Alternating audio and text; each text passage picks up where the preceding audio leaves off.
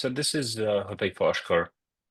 I'm actually an assistant professor at Arab American University here in Palestine. I'm also adjunct faculty at Columbia University, teaching, trying to merge between social sciences and emerging technologies, including AI and large language models. So my presentation will be very quick. Hopefully, make an argument here. Trying to critically analyze the sentiment of Nakba oral histories using large language models. Using here in the background a very interesting picture, very interesting painting, and I want to link this painting with different sections of my presentation. So let's start with this painting. So this is a painting by a very famous Palestinian painter, an art historian, Ismail Shamlout, who lived through the Nakba, born in 1930 and then died in 2006. He's actually from Lid.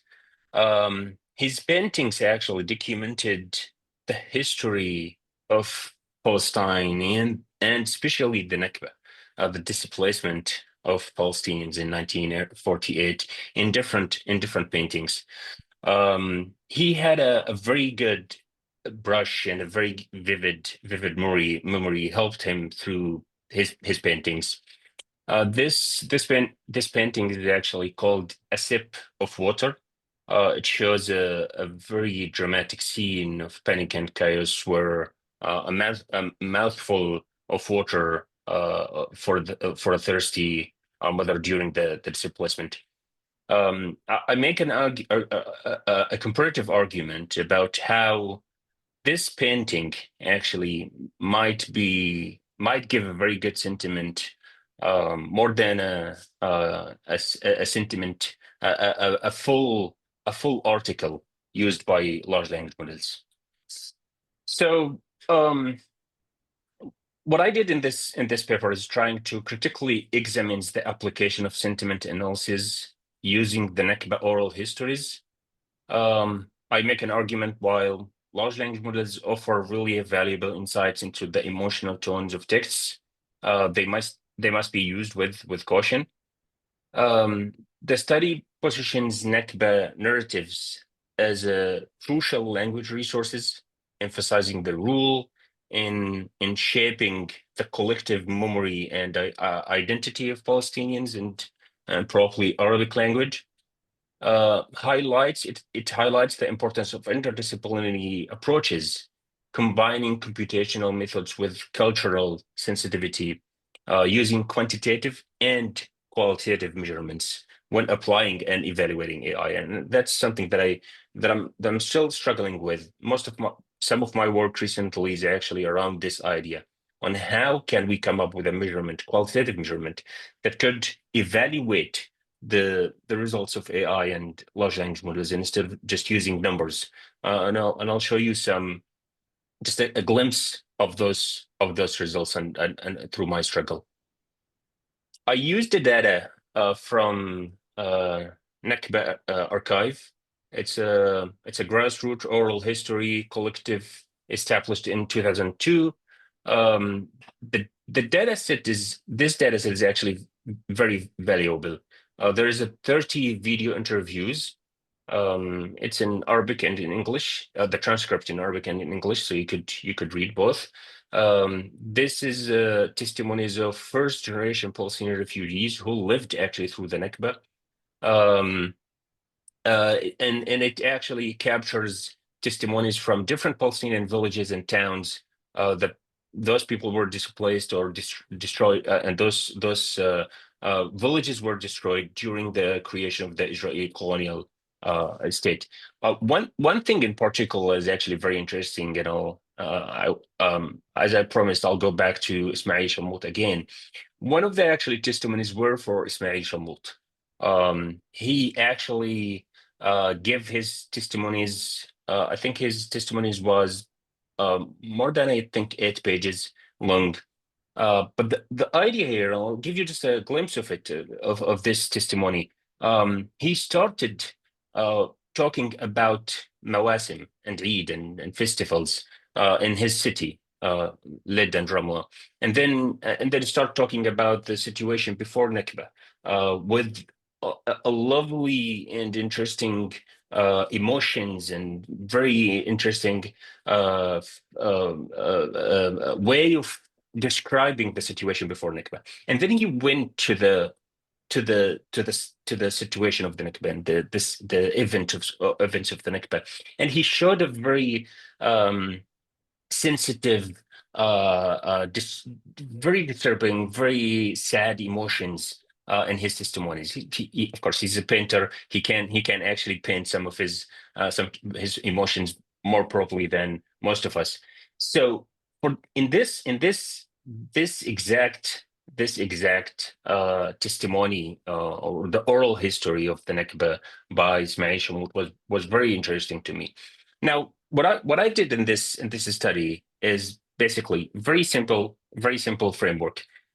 Step one, I used the full text of testimonies, approximately 2,500 words. Performed sentiment analysis and identified the percentages for each sentiment. So positive, neutral, and then negative. Step two, I summarized the full testimonies. So using large language models to approximately 300 words.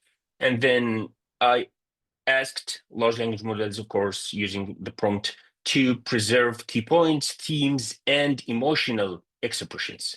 So focusing on the retaining the essence and emotional depth of the narrative. And then I came up with the output will be those summarized testimonies. Now, performed again the sentiment analysis on the summarized texts, identified the sentiment distribution, positive, neutral, and then negative. And then I compared between the two sentiments, compared between them in computationally, so in quantitative, and then qualitative. I looked at the full text, and then I read the summary, so I could come up with some of the missing information, and to answer the question to what extent large language models really captures the right emotions and tunes and narrative sentiments in those oral histories. What I found was actually very interesting to me. So, although I specifically asked in the prompt to preserve the key points and the emotional expressions, I found a very high increase in positive sentiment in summarized versions. Found decrease in the negative sentiment in the summarized versions. What I found is actually very funny. Ismail Shammour, because he was describing his narrative in a very nice way, in a very sophisticated emotional language. I found that a dramatic shift from the full text had a 25% positive, 55% neutral, and then 20% negative into 95% neutral.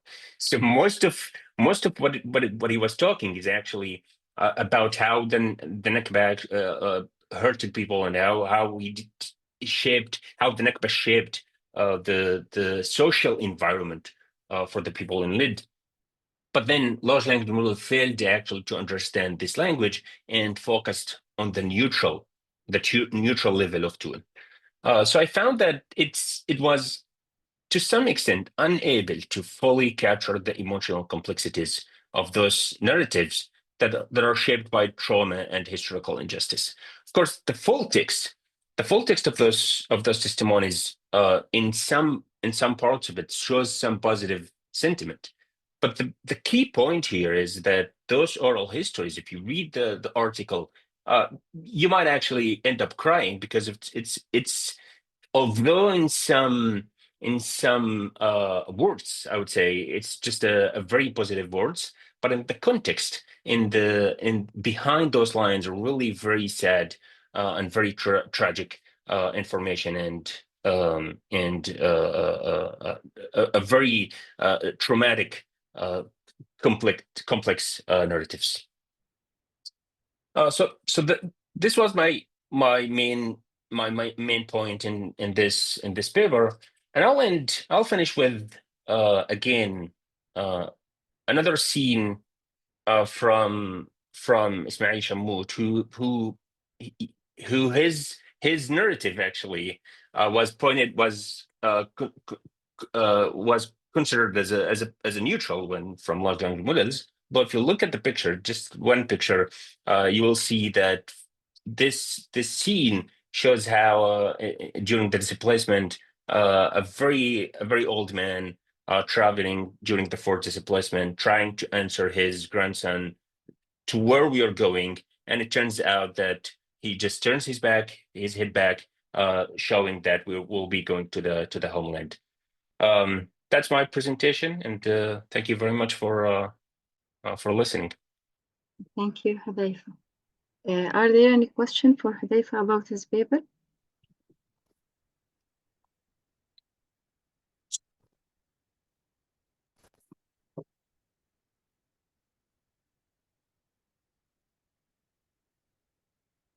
Yeah, on.